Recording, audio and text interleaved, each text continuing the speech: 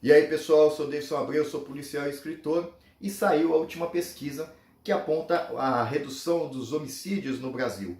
E gerou muita polêmica o que alguns especialistas apontaram como uma das causas dessa redução, como as causas dessa redução. Assina o canal, me segue, deixa um like e vamos discutir um pouquinho sobre isso. Então, uma das causas que apontaram, a forma que colocaram foi o seguinte, que a profissionalização do crime organizado foi um dos motivos que fizeram que caíssem mais ainda a redução dos números de homicídio. E os pró-governistas, um pessoal mais bolsonarista assim, foi contra, gerou memes e o caramba, houve muita repercussão sobre isso. E essa mesma pesquisa, ela aponta que a liberação de um número maior de porte de armas, ou venda de armas também, não gera muito impacto na redução dos homicídios. Por isso, houve essa disputa ideológica, meio que entre direita e esquerda, sobre a análise criminal. Vamos discutir isso um pouquinho aí, fugindo da ideologia. Sim, é verdade, é um ponto, já é muito provado, há várias estatísticas que a liberação do porte e da posse de arma de fogo acaba refletindo na redução dos índices criminais. Isso daí, Benê Barbosa fala muito sobre isso, aponta diversas estatísticas e diversos estudos sobre isso. Obviamente, o criminoso, ele busca lucro e ele busca uma maior facilidade. Ele sabendo que há menos risco, tanto de enfrentamento como de ir preso, ele vai optar por essa forma de obtenção de lucro mais fácil. Se ele sabe que em uma casa há arma e na outra não há arma, isso é óbvio que ele vai tentar assaltar aquela casa que não há arma. Inclusive, uma dessas pesquisas foi no número de casas assaltadas com bandeiras dos Estados Unidos. Normalmente as casas que colocam bandeiras dos Estados Unidos são pró-arma, são republicanos. Não quer dizer que todos tenham uma arma. E as casas sem a bandeira dos Estados Unidos, elas acabam sendo mais assaltadas. Então ele vai evitar o risco. Isso é fato. Só que esses números, e ainda mais com a ampliação do número de compra de armas e de porte de armas de fogo, não são tão consistentes assim. Apesar de falar que aumentou 100%, 100% de um é 2. Não ia afetar tantos índices criminais dessa forma que justificasse essa redução dos homicídios. Então vamos lá ao argumento que puseram, que foi mais antipático, pelo menos a forma como expuseram, a forma que saiu no G1, a forma que saiu no UOL, dizendo que um dos motivos da redução dos homicídios foi a profissionalização do crime organizado. Vou falar uma coisa que vocês vão estar chocados. É verdade.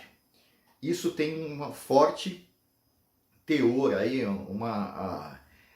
abala muito os índices criminais como um todo.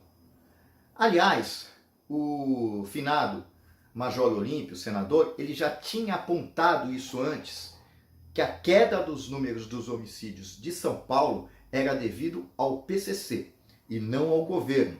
E isso, na época, gerou o aplauso dos então apoiadores do governo federal antes da briga entre Bolsonaro e o Major Olímpio. E agora o mesmo argumento gera essa dissidência. Acontece o seguinte, no caso mais específico de São Paulo, temos uma única quadrilha. Há uma hegemonia no crime organizado, então não há disputas de território, então não há morte entre lutas, entre facções, exceto alguns ajustes internos. Mas eles vão mais além, até mesmo execuções, até mesmo mortes na periferia, só acontece geralmente, grosso modo, quando autorizado, inclusive por tribunais do crime, que atuam tanto dentro dos presídios como fora dos presídios. E essas mesmas lutas de facções não acontecem dentro dos presídios paulistas, porque eles controlam aquilo ali com mão de ferro. Então não se vê aqueles casos de violência que nós vemos em outros estados, aqui no estado de São Paulo. Onde o crime é forte, geralmente, onde o crime organizado é forte, geralmente há uma redução dos índices criminais em geral, onde ele tem muito poder, que eles controlam outras formas de obter lucro, até construção civil, prostituição, jogos, o tráfico de drogas, venda de sinais de internet. Então, para eles não é interessante que haja outros crimes que gerem atenção da mídia e da polícia. Então, por isso, existe sim essa redução criminal. Isso daí é facilmente constatado, isso é óbvio. E outras quadrilhas no restante do país vão se aprimorando. Inclusive o PCC já está chegando, na verdade já chegou, ao status de máfia. E investe muito em negócios legalizados. Então, para eles, quanto menos chamar a atenção, é melhor. Aí eu lhe pergunto, caso você não acredite nisso, caso você tampou seus ouvidos, houve alguma alteração no sistema de polícia? Não, não houve. As polícias continuam agindo da mesma forma. A polícia militar ainda não tem o ciclo completo, ainda precisa da polícia civil. Houve um aumento no número de investigações? Não, não houve. Apenas, são dados aí do Ministério Público, apenas cerca de 5% dos roubos e furtos são investigados. Investigados, nem sequer condenados. Chega a uma condenação cerca de 3%. Esse número dos homicídios, que são os crimes mais combatidos, o número de homicídios chega a 8%. Ou seja, a cada 100 homicídios, apenas 8 são condenados. Chegam ao julgamento e vão aí a uma eminente condenação. Então isso não foi alterado. Teve alteração nas leis? Quase nada. As saídas temporárias continuam a todo vapor. Aquele juiz ali que houve em 24 horas o preso em flagrante continua liberando eles. E ainda existem os indultos e as penas ainda, devido às regressões, ainda são ínfimas. Então, se não houve nenhuma dessas alterações, não há como justificar uma ação dos governos, nem estaduais e nem o federal. Aliás, o governo federal ele tem pouca atuação nesse sentido, o executivo. Teria mais o Senado e o Congresso na alteração de leis, mas não é o que acontece.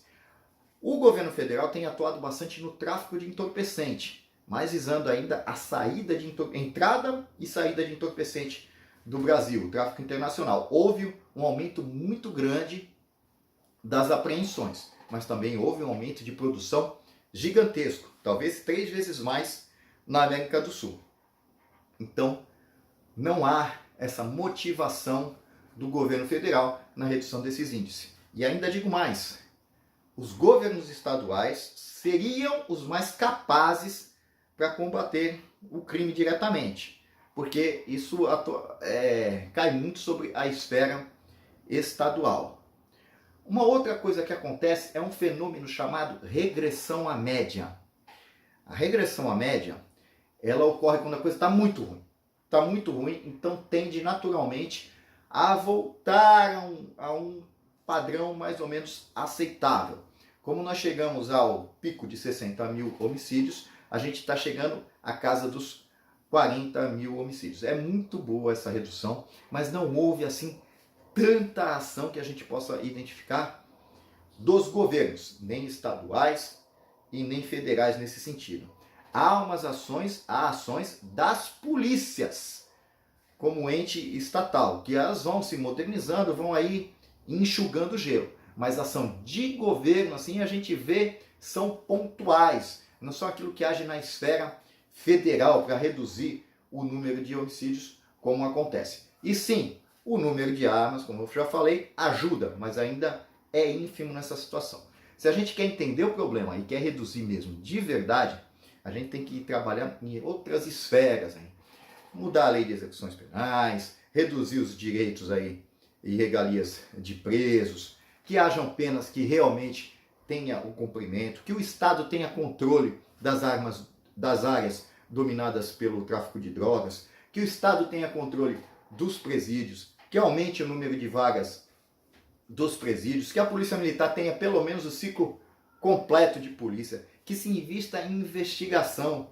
Pare com isso de viaturas da Polícia Civil pintada, uniformes camuflados, nada, investigação, e até que se extinga o inquérito, que só existe em 4 países. E o nosso sistema de polícia só existe dessa forma aqui arcaica no Brasil.